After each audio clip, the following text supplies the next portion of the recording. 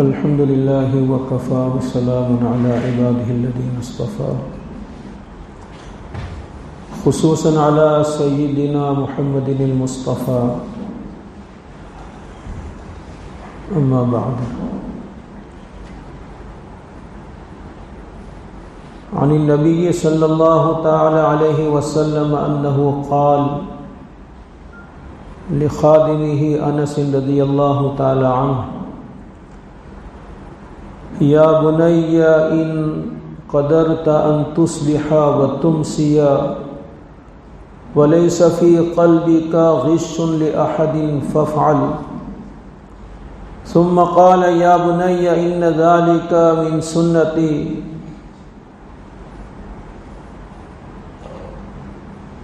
فمن أحب سنتي فقد أحبني ومن أحبني كان معي في الجنة او كما قال صلی اللہ تعالی علیہ وسلم۔ عزیز دوست اور بزرگوں، اللہ تبارک و تعالی نے صحابہ کرام کے بعد آنے والے ایمان والوں کے دو کام قرآن پاک میں ذکر کیے ہیں۔ ایک کام یہ ہے کہ جو ایمان والے پہلے گزرے ہیں ان کے لیے مغفرت کی دعا کرنا، اور دوسرا کام یہ ہے کہ اپنا دل کسی مسلمان کے متعلق کوئی کینہ میل نہ رکھے، اس کی اللہ سے دعا کرنا۔ سورہ حشر میں اللہ تعالیٰ نے پہلے ایک جماعت کا ذکر کیا ہے جو مہاجرین کی جماعت ہے، دوسرے نمبر پر اور ایک جماعت کا ذکر کیا ہے جو انصار کی جماعت ہے۔ للفقراء المہاجرین الذین اخرجوا من دیارہم، یہ مہاجرین کا ذکر ہے۔ والذین تبوؤا الدار والایمان، اس میں انصار کا ذکر ہے۔ اس کے بعد پھر تیسری ایک جماعت کا ذکر ہے جس میں ہم لوگ شامل ہیں۔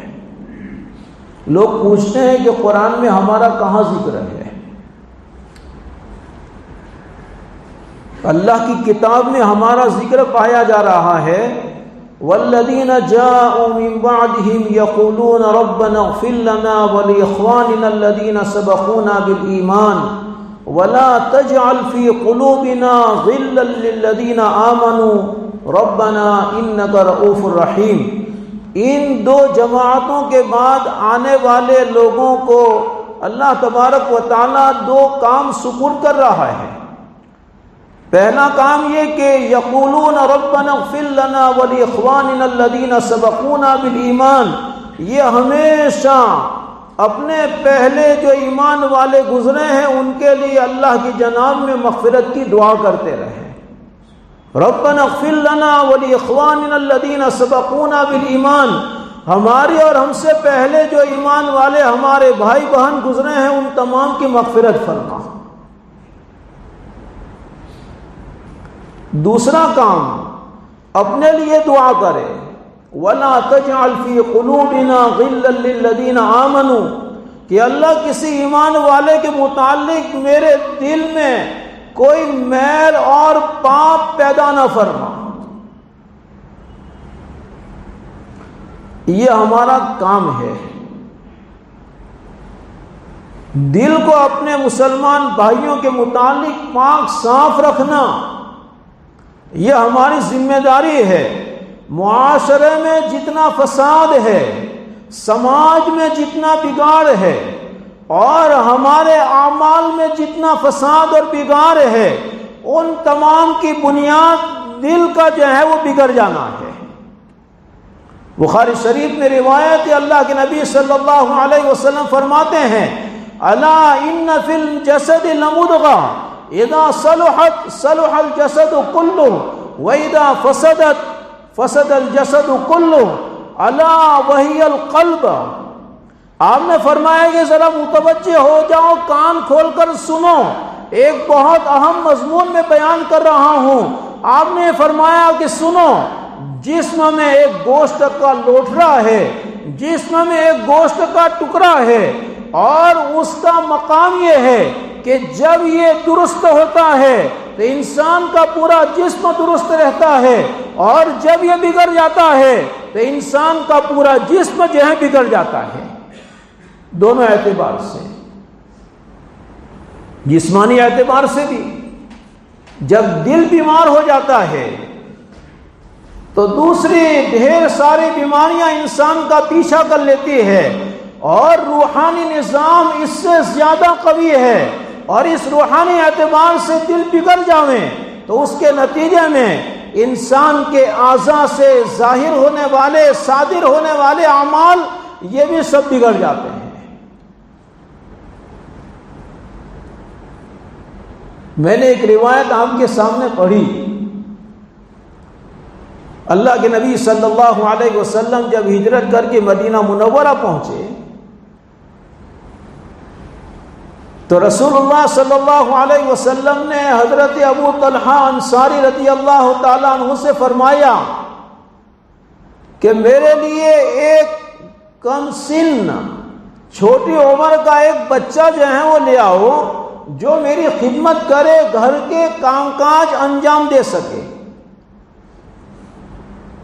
حضرت ابو طلحہ انصاری رضی اللہ تعالیٰ عنہ اپنے سوتیلے بیٹے حضرت انس رضی اللہ تعالیٰ عنہ کو لے گئے۔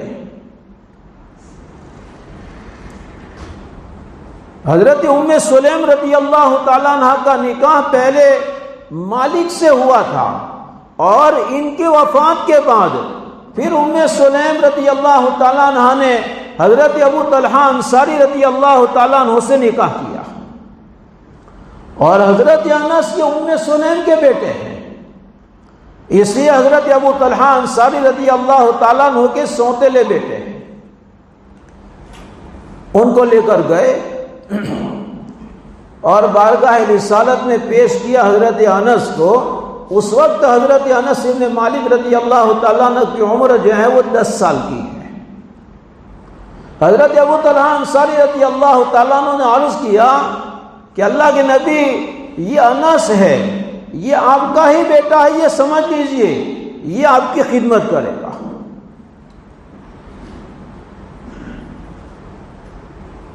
اللہ کے نبی صلی اللہ علیہ وسلم مدینہ منورہ یہ 11 سال رہے۔ 10 سال حضرت انس بن مالک رضی اللہ تعالیٰ عنہ نے رسول اللہ صلی اللہ علیہ وسلم کی خدمت کی۔ خود حضرت انس جو ہیں وہ فرماتے ہیں خدمت رسول اللہ صلی اللہ علیہ وسلم 10 سنین، 10 سال، لیکن آپ نے کبھی مجھے کسی ایسے کام کے باب میں جو آپ نے حکم فرمایا میں نے نہیں کیا، تو آپ نے مجھے یہ نہیں پوچھا کہ انس یہ کیوں نہیں کیا، اور جو کام آپ نے جو ہے وہ نہ کہا میں نے کیا، تو آپ نے کبھی یہ نہیں پوچھا کہ انس یہ کیوں کیا۔ آپ کے اخلاق حضرت انس بیان کرتے ہیں۔ بہرحال حضرت انس رضی اللہ تعالیٰ عنہ نے رسول اللہ صلی اللہ علیہ وسلم کی 10 سال خدمت کی۔ ان 10 سال کے درمیان ایک موقع یہ آیا کہ رسول اللہ صلی اللہ علیہ وسلم نے حضرت انس بن مالک رضی اللہ تعالیٰ عنہ کو ایک خاص نصیحت فرمائی۔ آپ نے حضرت انس سے فرمایا کہ یا بنی ان قدرت ان تصبح وتمسی ولیس فی قلبک غش لاحد فافعل، کہ انس تمہاری صبح و شام اس حال میں ہو کہ تمہارے دل میں کسی کے متعلق کوئی کھوٹ نہ ہو تو ایسا کر لینا۔ غش کسی آدمی کے متعلق دل میں کوئی برائی پال لینا،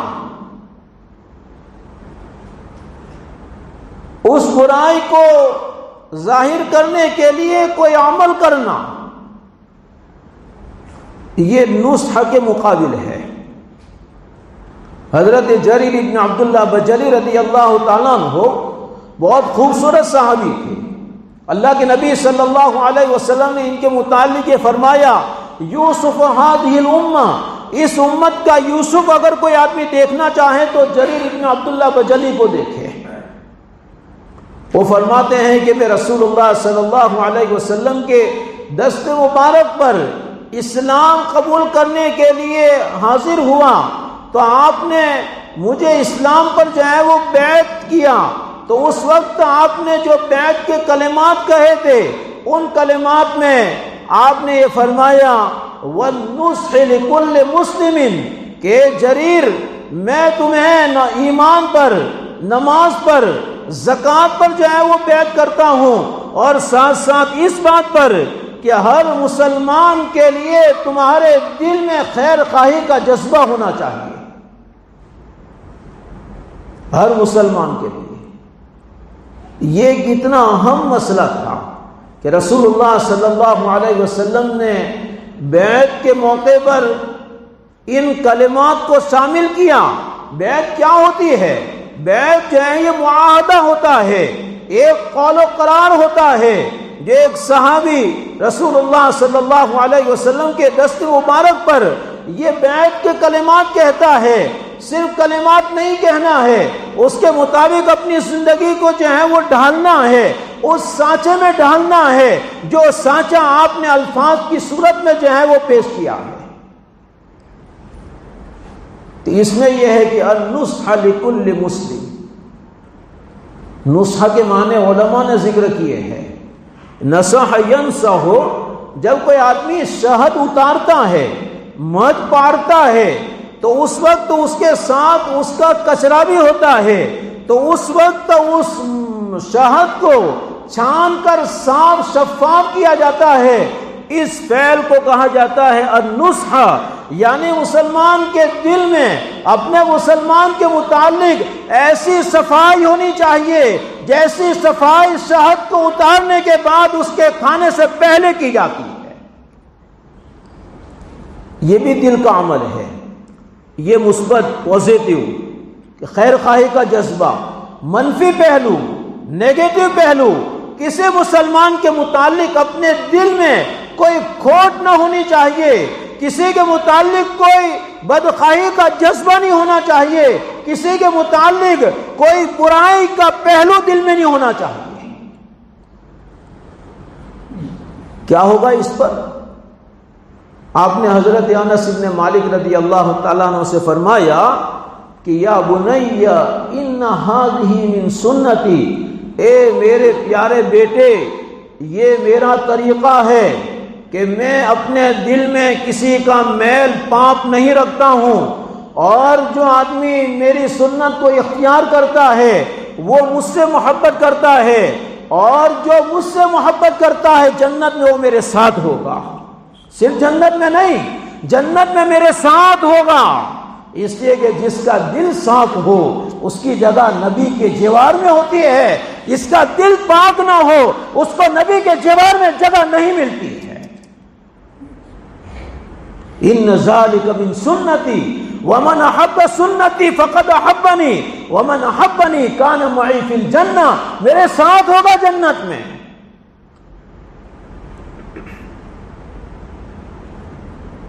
جو آیت میں نے آپ کے سامنے پڑھی، اس آیت مبارکہ کی تفسیر میں بیہقی اور مسند احمد کی روایت سے مفتی محمد شفیع صاحب نور اللہ مرقدہ نے ایک واقعہ ذکر کیا ہے کہ رسول اللہ صلی اللہ علیہ وسلم مسجد نبوی میں تشریف فرما تھے۔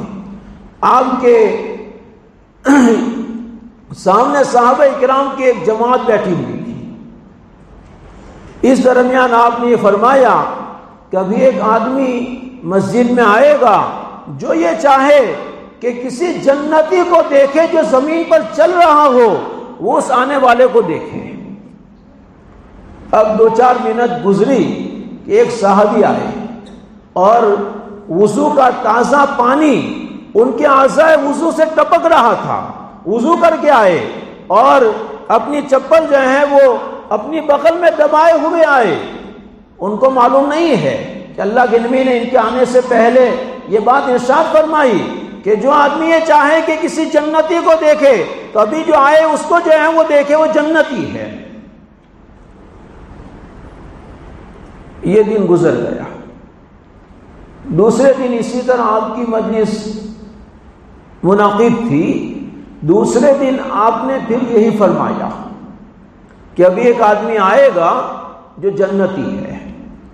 دوسرے دن بھی وہی صحابی آئے اور اسی شان سے کہ وضو کا پانی جو ہے وہ اعضائے وضو سے ٹپک رہا ہے اور اپنی چپل جو ہے بغل میں دبائے ہوئے اور مجلس میں بیٹھ گئے۔ تیسرا دن ہوا۔ تیسرے دن بھی اسی طرح کا واقعہ، ان کی آمد سے پہلے آپ نے صحابہ کرام سے وہی بات فرمائی، اس کے بعد وہی صحابی آئے اور مجلس میں بیٹھ گئے۔ اس مجلس میں ایک صحابی تھے حضرت عبداللہ ابن عمرو بن العاص رضی اللہ تعالیٰ عنہ۔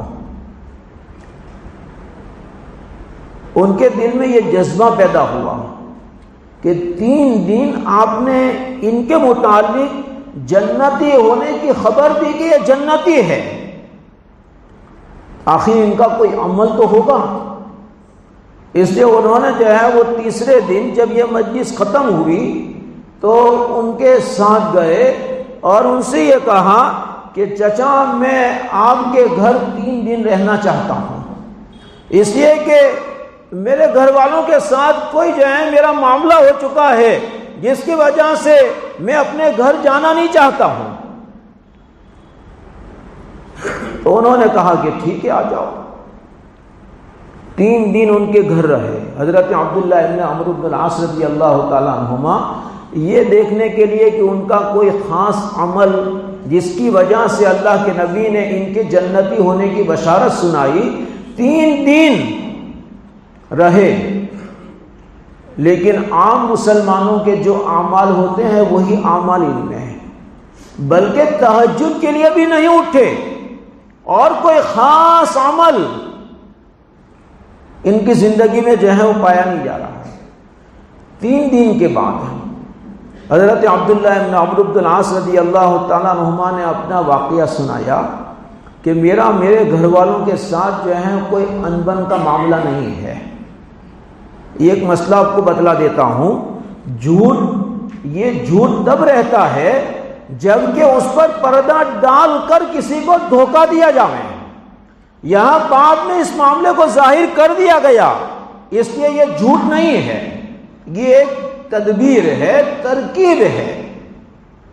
3 دن رہے، اس کے بعد جو ہے یہ کہا کہ میرے گھر والوں کے ساتھ کوئی جھگڑا نہیں ہے، اصل میں معاملہ یہ ہے کہ آپ 3 دن اللہ کے نبی صلی اللہ علیہ وسلم کی مجلس میں تشریف لائے تو آپ کے آنے سے پہلے 3 دن اللہ کے نبی صلی اللہ علیہ وسلم نے یہ فرمایا کہ ابھی ایک آدمی آئے گا وہ جنتی ہے، اس لیے میں یہ جاننا چاہتا تھا کہ آپ کا کوئی خاص عمل جس کی وجہ سے اللہ کے نبی صلی اللہ علیہ وسلم نے آپ کو بشارت سنائی۔ تو کہا کہ بیٹا میرا تو کوئی عمل نہیں ہے۔ تم نے دیکھا حضرت عبداللہ ابن عمرو بن العاص مایوس ہو کر جو ہے وہ کہ مقصد حاصل نہیں ہوا، مایوس ہو کر جو ہے وہ چل دیے۔ تو انہوں نے پھر بلایا کہ یبن اخی، اے میرے بھتیجے ادھر آ، ہاں میرا ایک عمل ہے کہ میں اپنے دل میں کسی کا میل اور پاپ نہیں رکھتا۔ حضرت عبداللہ بن عمرو بن العاص رضی اللہ تعالیٰ عنہ اچھل پڑے، اچھل پڑے اور کہا ہاں یہی عمل ہے جس کی وجہ سے جو ہے وہ جنت کی بشارت سنائی گئی۔ آج ہمارے معاشرے میں سب سے بڑی خرابی دلوں کی خرابی ہے دوستو، سب سے بڑی خرابی۔ کسی کے ساتھ ہلکا سا ایک معاملہ ہو چکا، زمانوں تک اس کے ساتھ انبن کا نظام ہمارا رہتا ہے۔ سگے بھائی یہ اپنے سگے بھائی کی شکایت کرتے ہیں کہ وہ میرے ساتھ بولتا نہیں ہے، کیا ہوا؟ کچھ بھی نہیں ہوا، بس فلاں معاملہ ہوا تھا، میں نے معافی مانگی، لیکن معلوم نہیں کس کے چرانے سے یہ جو ہے وہ میرے ساتھ ملتا ہی نہیں ہے، آپ ذرا صلح کروا دو۔ تو یہ جو ہے جاتا ہے کہ میں پہلے ذرا میدان ہموار کرتا ہوں، اس کے بعد وہ جاتا ہے تو کہا کہ نہ بگڑنی بات کروانی۔ یہ ہمارے دلوں کا حال ہے۔ ایسے دل کے ساتھ جنت کا دروازہ بند ہو جاتا ہے۔ میں آپ کو مایوس نہیں کر رہا، میں یہ بتانا چاہتا ہوں کہ جنت کے داخلے کے لیے دلوں کی صفائی یہ بہت زیادہ ضروری ہے۔ کیوں؟ دل اللہ نے جو ہے وہ اپنے لیے بنایا ہے، اور جسم کے باقی اعضاء جو ہے وہ انسان کی اس کی ضرورت کے لیے بنائے ہیں۔ دل بدستعار کہ حج اکبرست، دل تجلی گاہ رب اکبرست، دل کو جو ہے وہ قابو اور کنٹرول میں لاؤ، دل پر قابو، نفس کا نہیں ہونا چاہیے۔ نفس کا قابو ہوتا ہے تو کیا ہوتا ہے کہ آدمی یہ نفس کا غلام بن جاتا ہے، اور اس کے نتیجے میں دل کے سچے فیصلے یہ قبول کرنے سے انکار کر دیتا ہے۔